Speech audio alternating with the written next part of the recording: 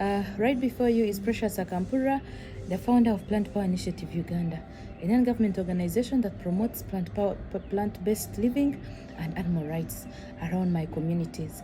So I'm here to tell my vegan story. And growing up, we grew around so many animals. In my culture, they rear a lot of farmed animals. One, for economic purposes, for wealth statuses, for food.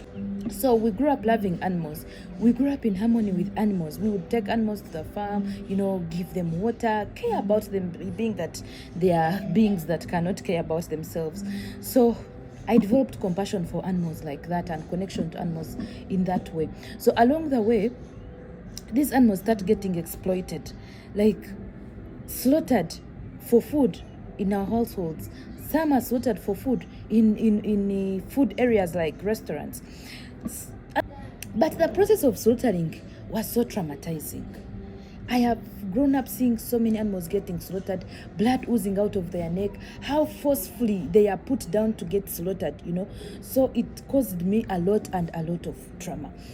So I lived with that trauma. I started hating meat. I started hating even people who slaughtered these animals.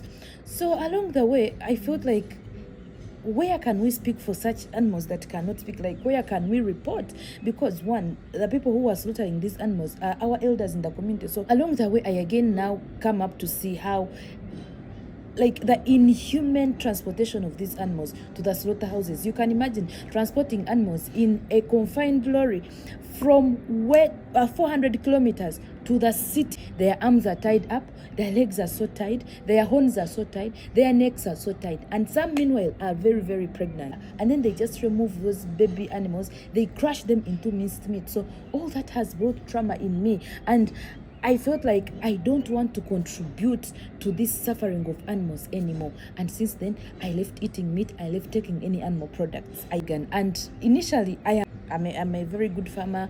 I'm into kitchen gardens, urban farming. So I started now shifting slowly to plant-based eating. I started now encouraging my people in my household to go plant-based. Before I knew it, even my neighbors, the whole community was adopting to the same. So I started teaching how to do kitchen gardens to the women in my village, spreading into a whole community, because in my country, animals are ignored.